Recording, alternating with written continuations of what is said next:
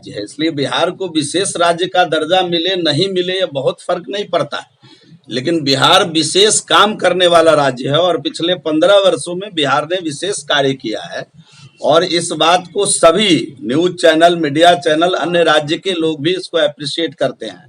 और बिहार की जो वस्तु स्थिति है विकास के मामले में, बिहार ने एक नई लकीर खींची है।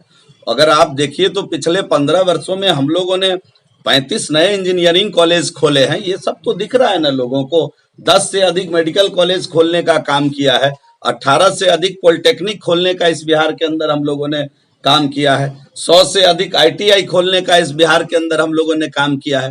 तो काम बहुत किए। बिहार विशेष काम करने के लिए जाना जाता है।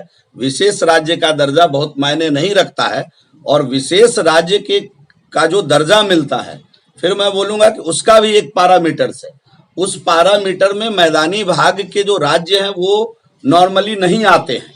अब उस पर पुनः विचार किया जाए, यह बहुत लंबे डिस्कशन का विषय हो सकता है, उन विषयों में मुझे नहीं पढ़ना है। लेकिन मैं ऐसा मानता हूं कि वर्तमान भारत की सरकार समय समय पर स्पेशल पैकेज दे करके बिहार अन्य राज्यों के साथ कदम से कदम मिलाकर, विकसित राज्यों के साथ कदम से कदम मिलाकर कैसे चले, इसकी पूरी चिंता माननीय नरेंद्र मोदी जी के नेतृत्व वाली सरकार बिहार के लिए कर रही है। सर, लगातार जो जदयू कोटे के मंत्री वो कहते हैं कि नीति आयोग कोटे का नहीं होता है, ये मंत्री सरकार होता है। दल और मंत्री चुनाव जीतने के पहले होते हैं। मंत्री परिषद की शपथ सभी लोग सामूहिक रूप से लेते हैं और आपने देखा होगा कि शपथ ग्रहण करते समय किसी ने ये नहीं कहा होगा कि मैं जदयू कोटे का मंत्री इस बात का शपथ लेता हूं, मैं भाजपा कोटे का मंत्री इस बात का शपथ लेता हूं।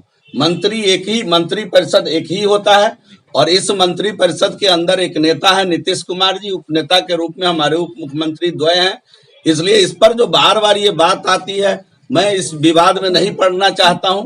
ये ठीक है, बिहार के अंदर हम सभी लोग बिहार की चिंता कर रहे हैं, बिहार को मिलकर चला रहे हैं। 15 वर्षों में एनडीए ने खूब बिहार को आगे बढ़ाया है, आगे भी आगे तरक्की की रास्ते पर ले जाएंगे। बिहार का समुचित विकास करेंगे, बिहार को विकसित विकास बनाएंगे, इस दिशा में हम लोग काम करेंगे। सवाल यह है कि जो अशोक चौधरी कहते पहले कहा ना कि नीति आयोग को तो अब छोड़िए ना, अब तो नीति निर्धारित करिए। आप भी बताइए, आप भी सुझाव दीजिए, लोकतंत्र के चौथे स्तंभ है, आप भी बताइए कि बिहार कैसे और आगे बढ़ेगा, बिहार कैसे विकसित राज्य में आएगा। इसकी चिंता हम सभी लोग मिलकर करें, कभी एक डिबेट करें इस विषय पर, आपका भी सुझाव आए, सभी लोगों का सुझाव है और बिहार के हित में हम लोग मिलकर काम करें। इस दिशा में कदम बढ़ाने की जरूरत है, किसी रिपोर्ट पर बहस लड़ाने की जरूरत नहीं है। सरकार की रिपोर्ट सरकार के सामने ही आईना का काम करती है और कई बार मुझे उसको चुनौती के रूप में लेना चाहिए कि जो रिपोर्ट आई है उस रिपोर्ट पर भी हम खरे उतर कर दिखाएंगे और हमको नए मानक के साथ काम करने की आवश्यकता है।